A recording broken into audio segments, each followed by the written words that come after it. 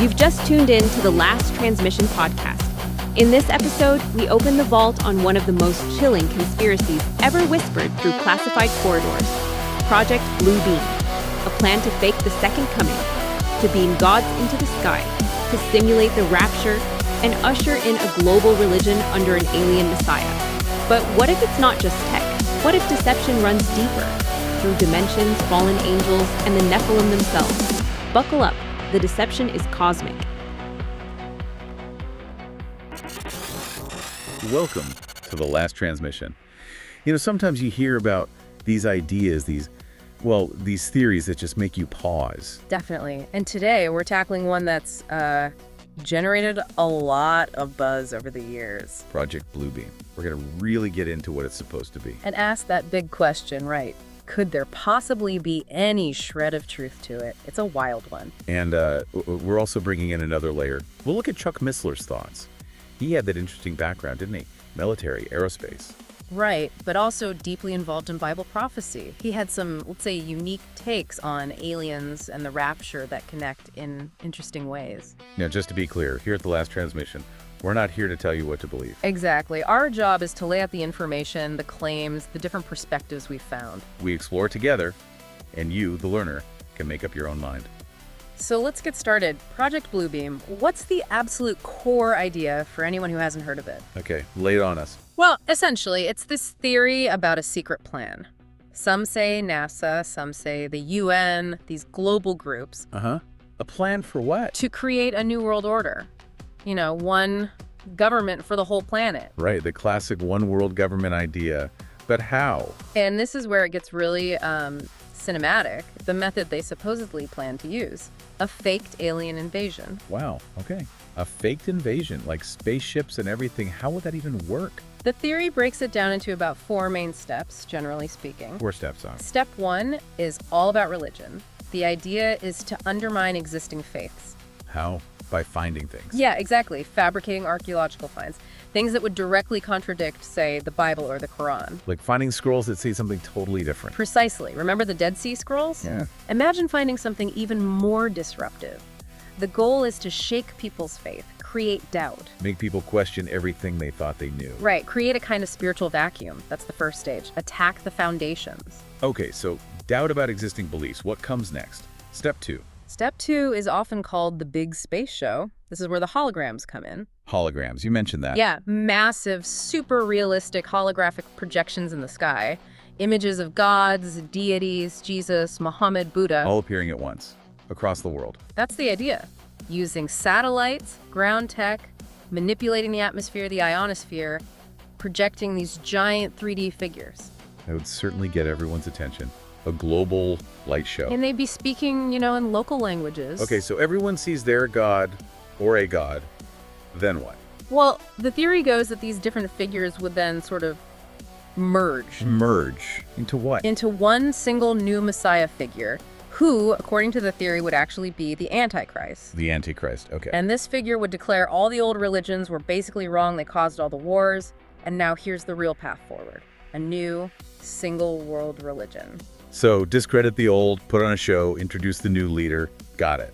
But what about people who aren't religious? How do you get them on board? Well, that leads to step 3. And this one's pretty chilling. Mind control. Mind control. Like actual mind control. The theory claims they'd use electromagnetic waves, low frequency stuff, to beam thoughts directly into people's heads. Beam thoughts? Seriously? Yeah, making individuals believe their own God or some divine being is talking to them directly, from within. How is that even supposedly possible? It draws on, you know, research from the 70s, 80s, 90s, looking at the brain as a computer, military experiment. That kind of stuff. There are even specific claims about technology, like a transmitter supposedly built by a company called Laurel Electro-Optical Systems, designed to resonate with the human nervous system. So literally trying to manipulate thoughts and feelings directly with technology. That's the allegation, influencing belief on a biological level. Okay, that's intense. So undermine faith, holographic gods, mind control. What's the grand finale? Step 4. Step 4 is the big one. the universal supernatural manifestation, which is really The alien invasion. the faked alien invasion, exactly. Electronically simulated, make the whole world think we're under attack from ETs. Why? What's the goal there? To create mass panic, global terror. So everyone cries out for unity, for protection. And they turn too. The newly formed world government, Yeah. people would supposedly give up their rights, their national sovereignty, just to be saved from the aliens. Temporarily, they'd say. Right. And some versions even add a layer where they trick nations into firing nukes. Oh, wow. Only to then step in, stop the invasion, reveal it was maybe a misunderstanding or whatever, and force global disarmament. Because, we couldn't be trusted. So the end game is total control, disarmament, one government, one religion, all orchestrated through this massive technological deception. That's the core of the Project Bluebeam conspiracy theory. It's elaborate, to say the least. It really is. Okay, let's pivot slightly. Let's bring Chuck Missler into this. How do his views, particularly on aliens, fit into this kind of landscape of ideas? Well, Missler came at the whole alien question from a very different angle. He wasn't really talking about little green men from Mars. What then? His perspective was rooted firmly in the Bible. He suggested that what people are experiencing or reporting as alien encounters might actually be something else. Something biblical? Yeah, like fallen angels.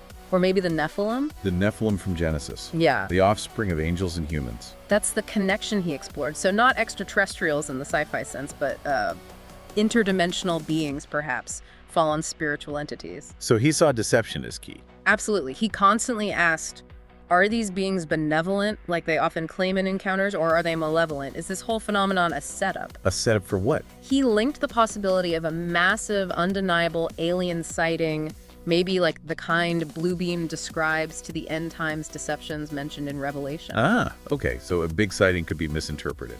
Or deliberately staged as part of that deception. Something to potentially shake people's faith, make them believe something other than what their religion teaches.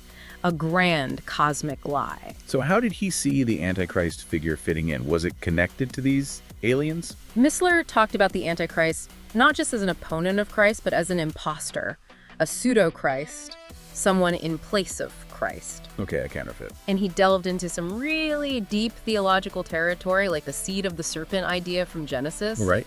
He discussed interpretations, some from theologians way back, that suggested the Antichrist might not be purely human. Not purely human. How so? That he could potentially be, well, a Nephilim, the result of a union between a demonic entity and a human. Wow, that's a heavy concept. Is that a common idea? It's not mainstream today, maybe, but it has historical roots. Missler pointed to discussions in the Middle Ages, figures like St. Augustine, others who wrote about incubi and succubi and the possibility of such offspring. So he was drawing on older theological discussions to frame the Antichrist as potentially something more than just a man. Exactly. Maybe a hybrid being, linking back to that Genesis narrative of the Nephilim. And did he think these Nephilim or fallen angels were still around? Or coming back? He definitely explored the idea of a return of the Nephilim in the last days. How did that connect? He linked it to prophecies about the destruction of Babylon in Isaiah and Revelation, suggesting these entities could be involved, perhaps even masquerading as The aliens. as modern-day aliens, part of that end-times deception scenario. He also pointed out how some New Age beliefs expect a sort of messiah figure, an avatar, who has an alien connection or is a hybrid. So the alien narrative could be co-opted, or perhaps was always part of this larger ancient spiritual conflict from his perspective. That seems to be the thrust of his thinking, yes. That the phenomenon is real, but its source and purpose are deeply deceptive and tied to biblical prophecy. Okay, fascinating. Now, let's touch on the rapture. We know Missler studied it extensively. What was his general take on it, without getting into specific timings? Well, his work, like his study titled The Rapture, Christianity's Most Preposterous Belief, which sounds critical, but was actually a deep dive defending it, shows he saw it as a core future event. An event where believers are taken up. Yes, taken up to meet the Lord, as described in Thessalonians, a key element of many Christian end times views. And how might that relate back to Project Bluebeam? Is there a connection made there? Well, interestingly, some interpretations within the Project Bluebeam theory itself suggest something along those lines. Really?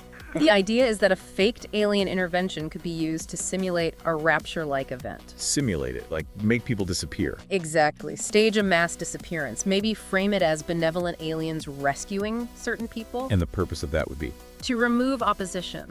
To get rid of those who would most likely resist the New World Order, the new religion, all under the guise of a divine event or an alien abduction. So you could potentially explain away the disappearance of millions of devoutly religious people who would have fought the system. That's one interpretation floated within the conspiracy narrative, a deceptive rapture to clear the way. Man, whether you're looking at it from the technological conspiracy angle or Missler's prophetic interpretation, deception is just central. It really is the common thread, isn't it?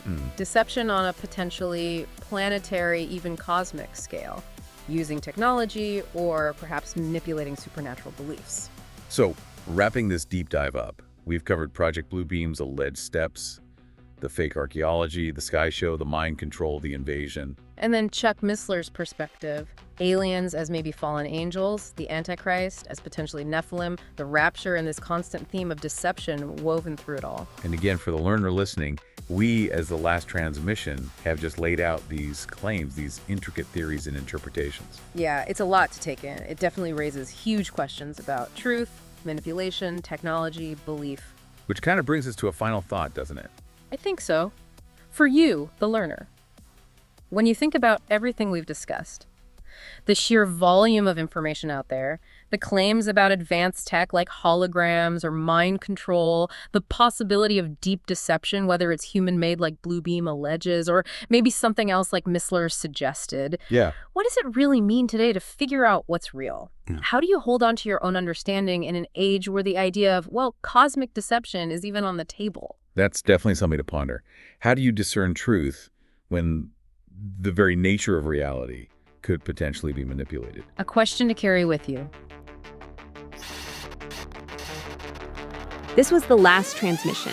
Whether it's holograms in the sky, voices in your head, or messiahs from the stars, one thing is clear: deception is coming, and it may look divine. Chuck Missler warned of Nephilim in disguise. Bluebeam warns of worship by design, and we're caught in the middle, trying to discern truth in a world engineered for confusion. Stay alert, stay grounded, because the next Messiah might be a mirage. Until next time, this was the Last Transmission Podcast.